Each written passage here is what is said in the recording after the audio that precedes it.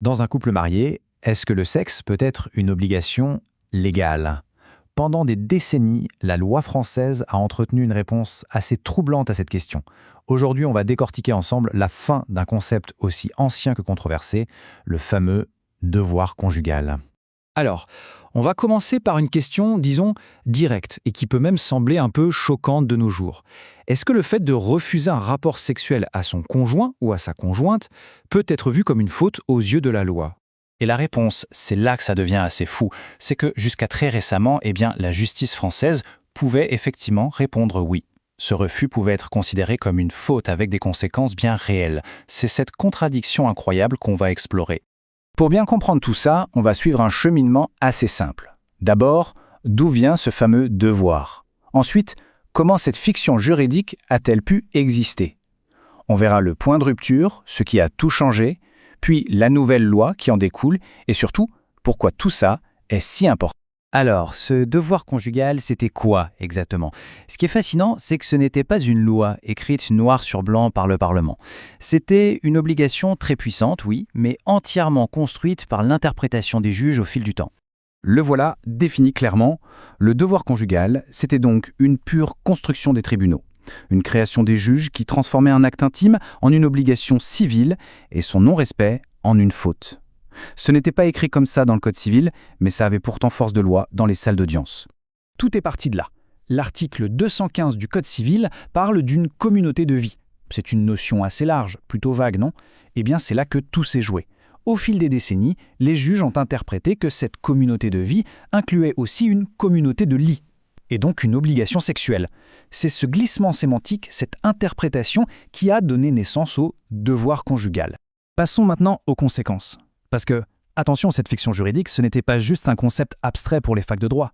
C'est devenu un outil très concret, et parfois même une arme, dans les procédures de divorce. Cette citation, elle est issue de la doctrine juridique française, et elle fait froid dans le dos. Elle montre à quel point l'idée était ancrée. Se forcer à s'accoupler. Les mots sont sans équivoque. On voit bien ici une vision du mariage où le corps de l'autre, et il faut le dire, le plus souvent celui de la femme, n'était tout simplement pas considéré comme totalement libre. Et les conséquences étaient très concrètes.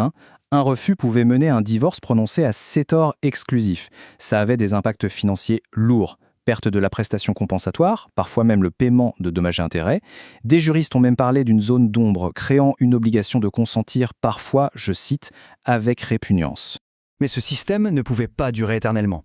Une contradiction énorme a commencé à apparaître au sein même du droit français, ce qui a créé une situation complètement intenable. Et voilà la contradiction exposée au grand jour. D'un côté, on a le droit pénal, qui lui a évolué pour reconnaître et criminaliser le viol entre époux. Le droit pénal dit le consentement est primordial et peut être retiré à n'importe quel moment. Et de l'autre, on avait le droit civil, qui lui maintenait cette idée qu'un refus pouvait être une faute. La loi se contredisait littéralement elle-même. Attention, ce changement ne s'est pas fait en un claquement de doigts. Cette chronologie le montre bien. 2006, le viol conjugal est enfin reconnu clairement par la loi.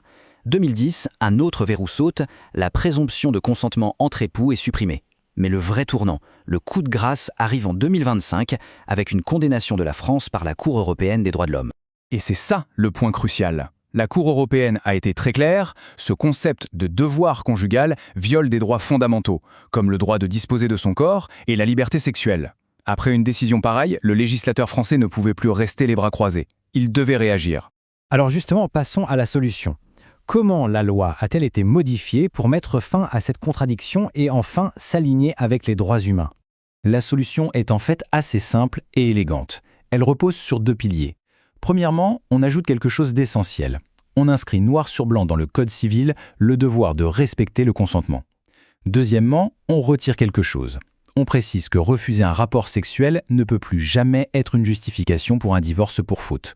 C'est une double action. On ajoute un principe positif et on supprime une pratique négative. Propre. Bon, d'accord, la loi a changé. Mais au-delà du texte juridique, pourquoi est-ce que ce changement est si important? Eh bien, son impact va bien au-delà des tribunaux. L'impact est triple en fait. D'abord, il est pratique. Ça met fin à des procédures judiciaires qui étaient souvent complexes et très intrusives. Ensuite, il est symbolique. Le mariage est maintenant officiellement redéfini comme une union basée sur le respect mutuel et non plus sur une forme de servitude. Et enfin, et c'est peut-être le plus fort, l'impact est pédagogique. Le fait que ce devoir de respect du consentement soit maintenant lu à voix haute à chaque mariage, c'est un message très puissant envoyé à toute la société. Et pour bien comprendre à quel point cette loi était nécessaire, il faut s'arrêter une seconde sur un chiffre. 12%. 12%, c'est la part des condamnations pour viol qui concernaient des viols conjugaux en 2024.